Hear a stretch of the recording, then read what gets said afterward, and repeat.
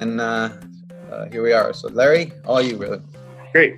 So hello, everybody. So my name is Larry. I am Executive Director of ERIE, Anthropogenic Research Integration Education, and co-founder and board member with Carlos and everybody on Decriminalize Nature.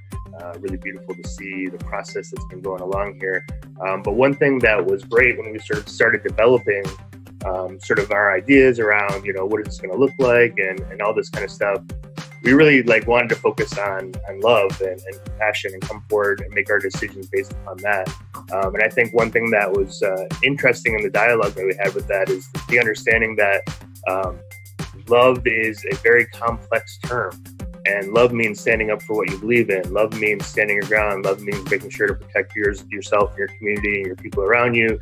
And sometimes that can be, you have to stand fiercely for that. So really just looking at love and sort of the appreciation for what we're doing here, people standing up and really sharing their love of nature. And so that's what really came from that point and made all of our decisions based on that point. How do we sort of implement this? How do we help as many people as we can, support as many people as we can in getting the policy to move forward? And also, how do we, make sure that this is accessible to those who need it? Next slide. So here's a little bit of our timeline here. And also just a side note, Tomas, if you don't mind, if there's somebody that comes in the waiting room and not paying attention, so if you'll put them in, that'd be great. So this is kind of our timeline here, and it's been pretty amazing how quickly this moved for us here, and it just really speaks to how when an idea comes together and the right people are in the room at the right time and the conversation just kind of flows, things can happen pretty quickly. And here we've kind of a little bit of a timeline. We met in December, I think December 18th or something like that, to talk about something totally different. Conversation came up about discussion around Denver and Oregon and different sort of nuances there. And then from there, we decided, okay, well, let's see if we can do this. And really kind of went a little bit of a step further, which I think goes into some of our next slides about nature, is really not just making this a one substance or one material or one plant or fungi, but really bringing everybody together in nature. And I think that was a really important point that we sort of really strategized right off the bat. And it actually ended up being pretty great how it worked out. So our timeline there in January, we all met together, sort of formally created the board. We also went to an inauguration of a bunch of the city council members, kind of introduced the idea, sort of for myself, learned how to talk to city council members because that was a new world for me. I had never really done that before, so that was really great. Then in February, we're like, okay, let's get our information down and really sort of make things happen. So we put together the resolution. Again, we put a lot of thought into the resolution. Then we sort of put that together as a community and then put it out to different different organizations, individuals. I think we had about feedback from about 40 different people, so we could sort of tweak the margins of the resolution. So we felt pretty strong about it when we had it completed. Then in March, we started hosting community meetings, and we did our event. We had a March 22nd event, which was really great, sort of mobilizing the community. We had about 170 attendees that came to the meeting, came to the event, which was pretty great because I think it really got the energy out there. We were able to talk about that to the city council a little later, so that was pretty impressive. In April, we had a sponsorship from Councilmember Gallo, and that was really amazing. His background is Yaqui Indian from, I think, Mexico, and his grandma was a curandero down there, so he was long history of working with plant traditions, which was pretty great to come in contact, and really been super supportive of this process.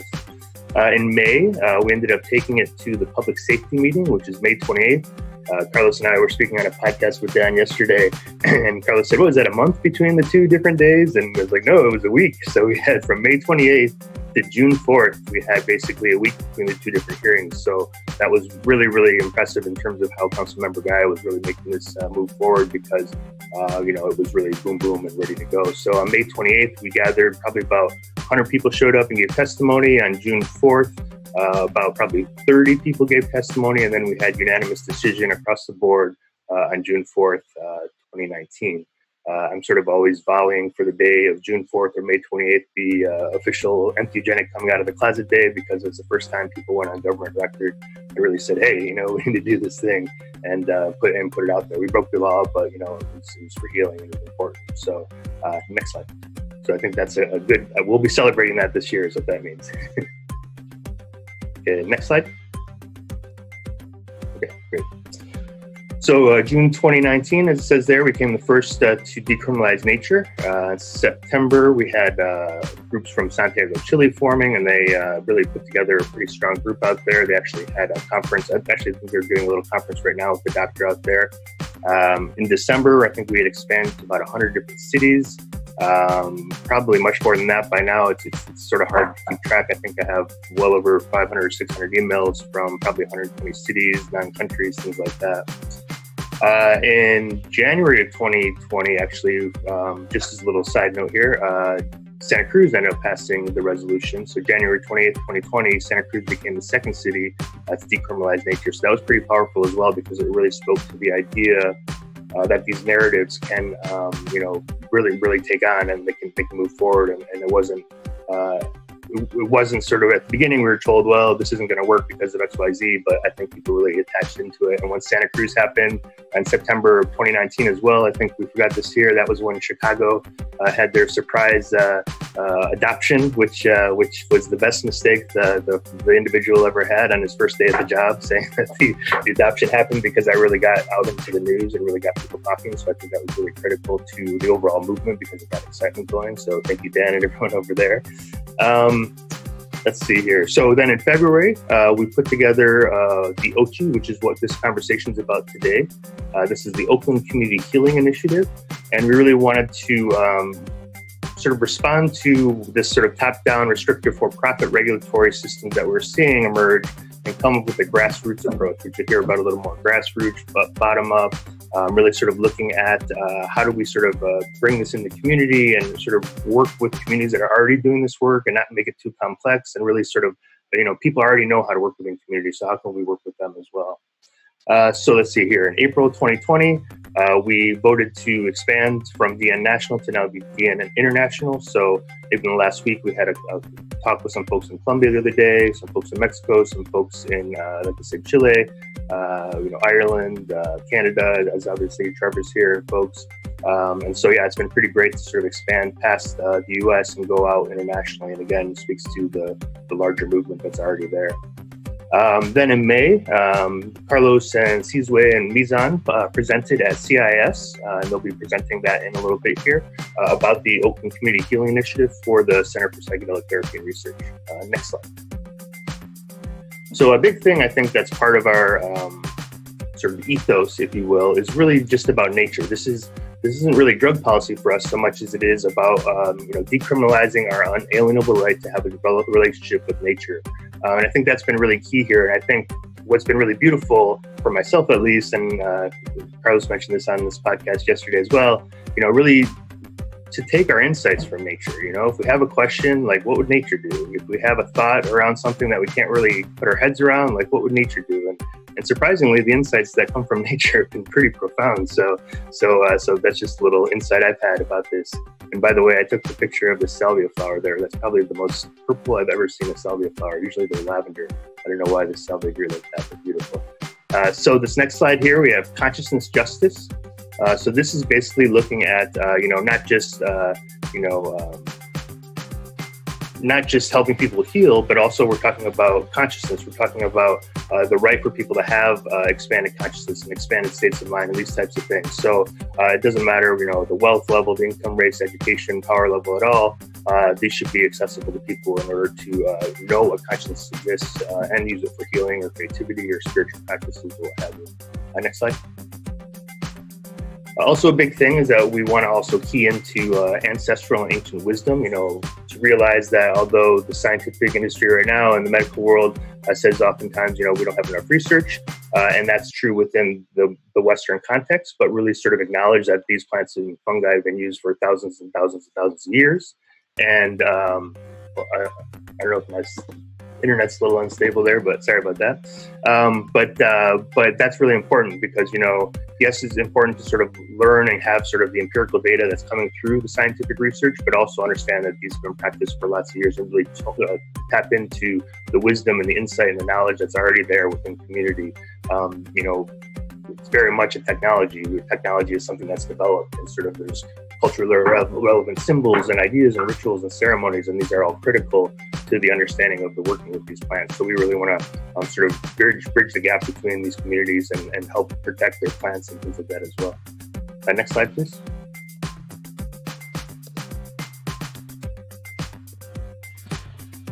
Equitable access is another big part of this. We didn't want this to be something that was, sort of owned or only used by certain, groups of people, these types of things. And this came, even in using the word psychedelic, which sort of has a sort of, stereotype around it. We use entheogen to really speak to this larger context, this global context of working with plants. Equitable access also involves decriminalizing nature first and forever. We believe that, decriminalization at least levels the playing field so that if other things come from there, at least people have the opportunity to grow, to gift, to gather, to give to their community members, to share, to work within their own communities. And if other things happen, we're in that kind of world where it's really hard to stop that sort of thing. But if we can at least provide decriminalization and access to everybody, perhaps we can do something great. And I think that's what the idea of this presentation is as well, is really to show this grassroots model as a new approach. Next slide. So here we have some juxtapositions of sort of how we look at some of the values of decrim nature versus some of the current societal approaches. So we really look at, from the ego perspective, we really see ourselves as part of the ecosystem, integrated into the ecosystem, rather than dominating and controlling and trying to, all that kind of stuff, have a little bit more sort of control around sort of like, clinical settings, these types of things, but realize that we're part of nature and nature speaks through us, with us, together with us, and we're in relationship with nature. And I guess that's the next one, right? Living. So we're in a good relationship with nature, ecosystem-based versus controlling or reductionist-based. For example, psilocybin versus mushrooms containing psilocybin. That's two different worlds really altogether there. Our healing model is really community-based, local, and bottom-up. So what this means is, we're engaging with the community. We're talking to people that are already doing this work. They already know kind of the community, the different kind of ideas and thoughts and cultural context that things are happening in, and sort of really just trust that those systems are already doing good work, and then we can offer this as an opportunity to heal. Versus sort of a highly controlled or manipulated environment that's detached from community. Oftentimes I say that for some people, the jungle is just as exotic as the therapy room. So, really offer opportunities in community where people are familiar, rather than sort of either a therapist's office or, traveling to some other place. And that's really what integration is, like making sure that we can bring it back into our community where it's not so far off. Control, we believe in local agency versus sort of relinquishing our agency to experts. I believe one aspect of this OCHI that might be sort of a confounding variable is that what is the healing power of local agency? What is the healing power of sovereignty, self-sovereignty, to be able to choose your own healing? That also will be healing, I think, in and of itself, and doesn't often come in the sort of model that we're seeing today, but that's something we're striving for. Next slide, please. Oops. Oh. See if I can get us back. Here we go. Okay. Okay. 2 minutes, Larry. Great. That's the last slide. Perfect. I did pretty good, huh? Yes, great job.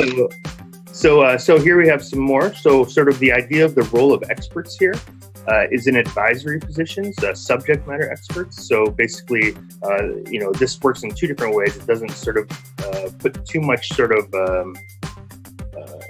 work on subject matter experts, where now they're sort of being needed for all these different things, but then they can become sort of the people who are advisors. So community is already doing the work. They can talk to subject matter expert about questions they have, or insights, or ways to design things, those types of things, but the community still does that work. Versus sort of the full control through hierarchical systems, which is sort of a top-down model, and often doesn't have the ear to the ground, so to speak, and be able to know what's actually working in community. The power structure here is decentralized and bottom up. So that's the whole thing. Every city has their own flavor, their own language, their own sort of resolution. They're kind of working on their own style of integration and education, these types of things. And we're all learning from each other through that too, which is, I think, a really critical thing here. When it's top down, you're not really learning so much from everybody. When you do this sort of decentralized mode, then you're really sort of like, oh, well, this worked over here, but it didn't work over here. During the coronavirus, we've had a lot of situations where we've been talking with 20 different cities, 25 different cities we talked with, and you're really different. Hear everyone's different insights, to be able to share those across groups and things like that, I think has also been great. It's a great learning process. Access to information. We're all about being transparent and open source, so we offer all of our information for free. Any support they need, research, those types of things, obviously the resolution, versus sort of highly controlled intellectual property, paywalls, things like that, where, in order to get the information, you have to have, $30, $40 a paper to access the information. We believe consciousness is emergent, egalitarian, and it's a human right. It's an unalienable human right versus sort of a privilege. I think I'll speak on this last one here. I think a privilege of consciousness. Oops, time's up. And so that would be the difference there. And we believe empty gyms are an unalienable human right versus being illegal and stigmatized. Unalienable, I don't know if this is correct, but I'm going to just go off this a little bit. Unalienable is a right that we're sort of given at birth, right? And inalienable is a right that the government gives to us. So we believe, I think I'm still trying to figure out the difference there if anyone knows, but this is something that, the government should protect our rights around things like developing a relationship with clients. We shouldn't even really have to go and ask, to some degree. So I think that's what's really important about this is we are taking it into our hands and we're doing direct democracy and these types of things that everyone's doing out there is so important in the healing of sort of humanity, consciousness, and democracy. So thank you all. I'm over my time, so thank you. Thank you, Larry. Yep. All right. Everybody still okay? Everybody good? Thumbs up if you're good. Thumbs down if you're not good. Just kidding. All thumbs up. All right. So this next part. So part one was kind of giving you an overview of Decrim Nature. What are we? Where do we want to go? What are our ethos, our values? And part two that I'm going to share now over the next 15 minutes is how we came about in developing our bottom-up regulatory framework.